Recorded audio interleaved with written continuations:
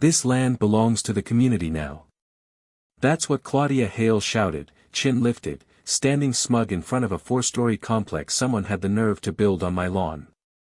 3 months gone.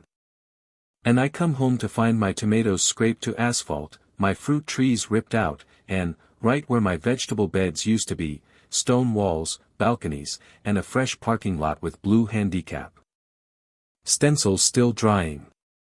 She waved a stack of papers like a paper crown. Emergency permits, she said. My voice didn't shake. Hers did. I just stared at the thing and thought, you picked the wrong yard. Carved into the limestone over the double oak doors, Lakeview Community Center and Inn.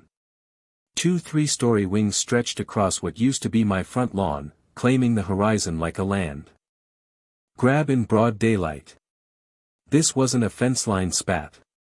It was architectural theft. I pulled out my phone, thumb over 911, then froze. Hi, someone built a hotel on my lawn, sounded like a prank. Yet the place was 80% finished, precision-cut limestone, charcoal architectural shingles, energy-efficient windows in custom bronze frames, iron balconies with hand-forged scrolls, and landscaping so established it looked historic. Months of planning.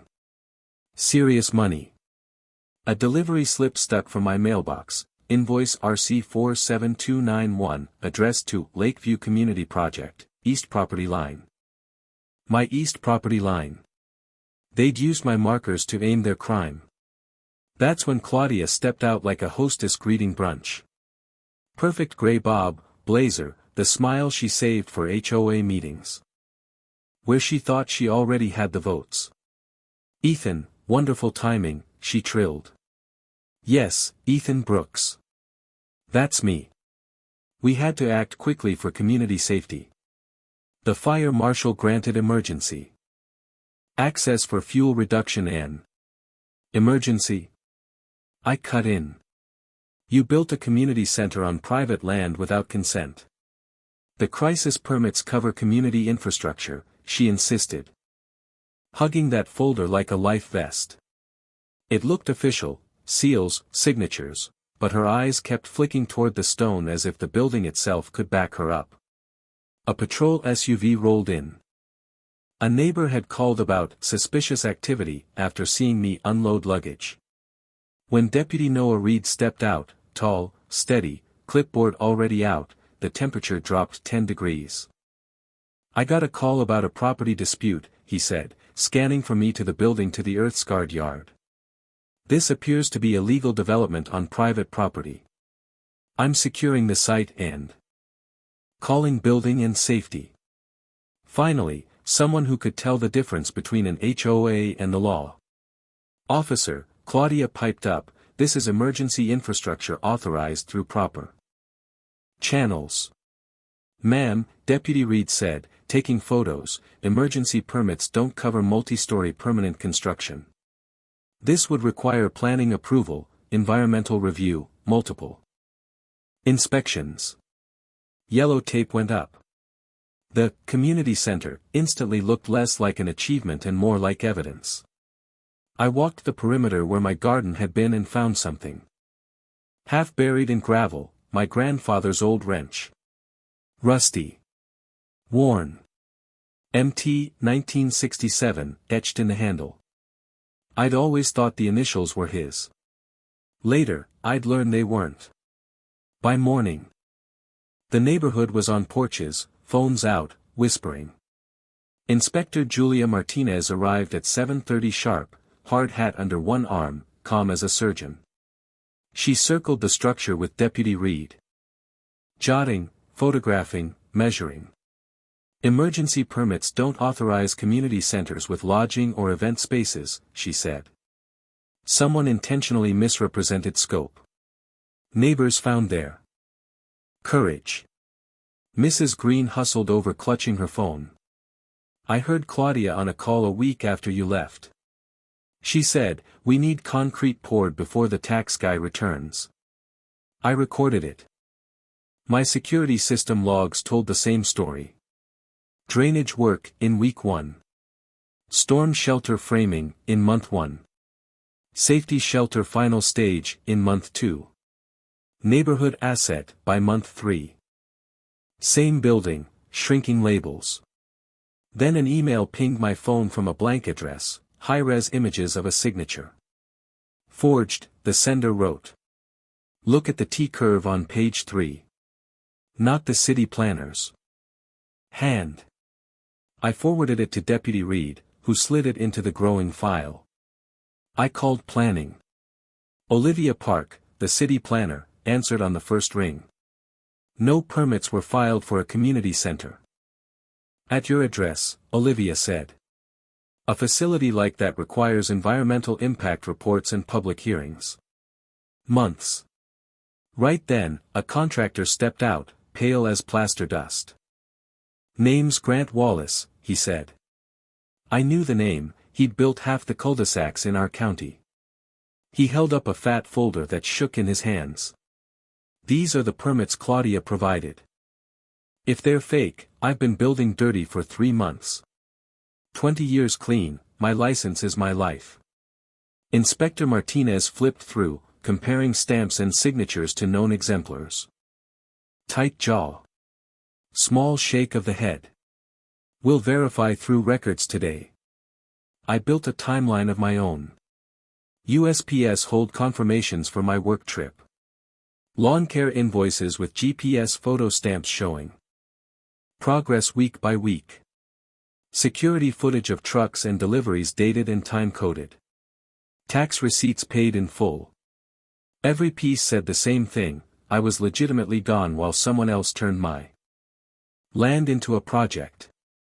Neighbors lined up. Mr. Whitman remembered being told the noise was quick crisis repairs. Mrs. Palmer had been told the pallets were safety infrastructure.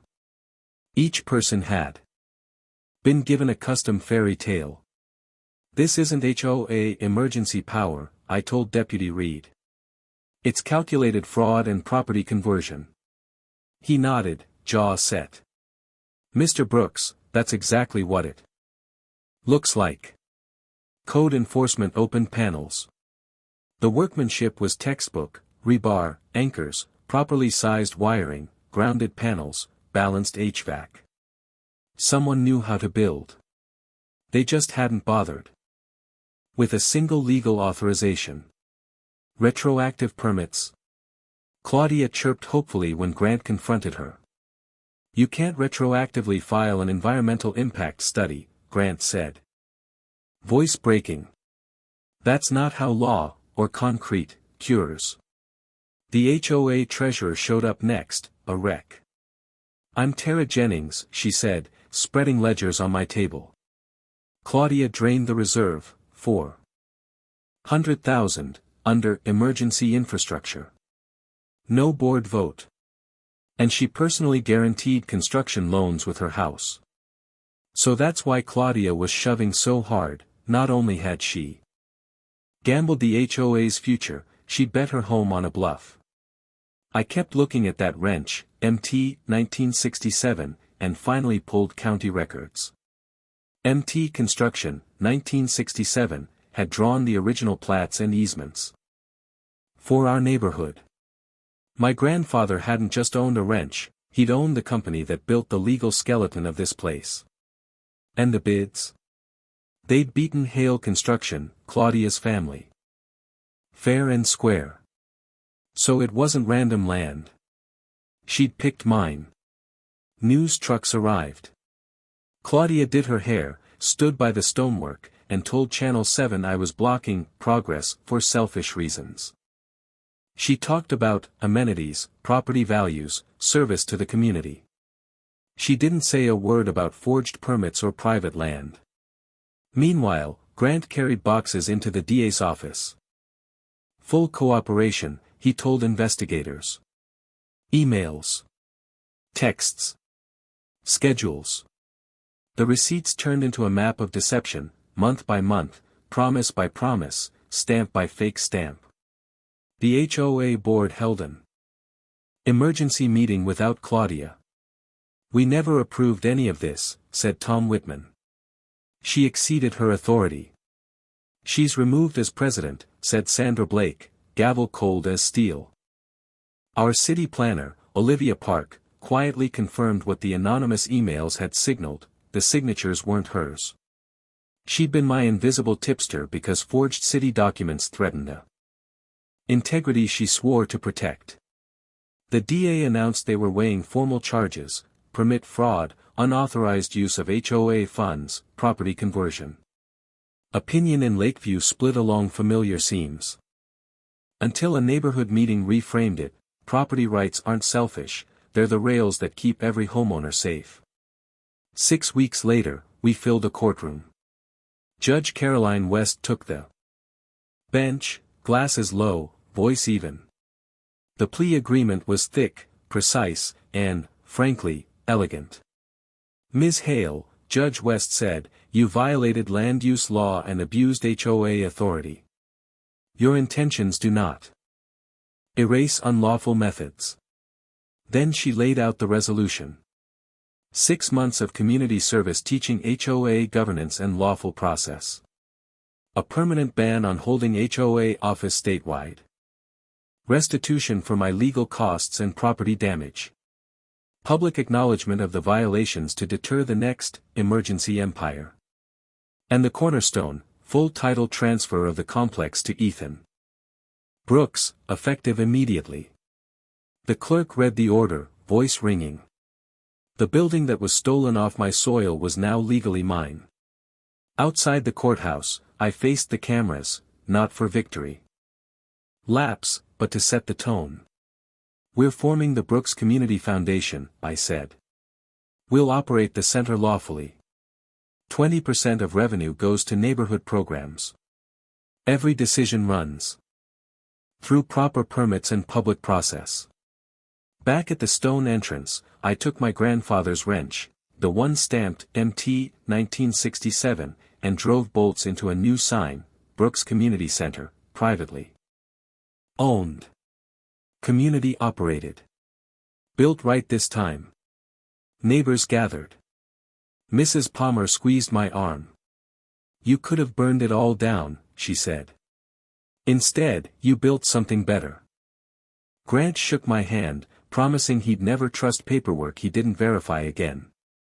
Tara exhaled, finally free of the secret that had been strangling her. As for Claudia, she stood beside her attorney and gave one last statement.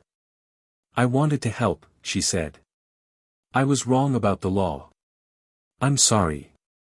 It wasn't absolution. It was the beginning of accountability.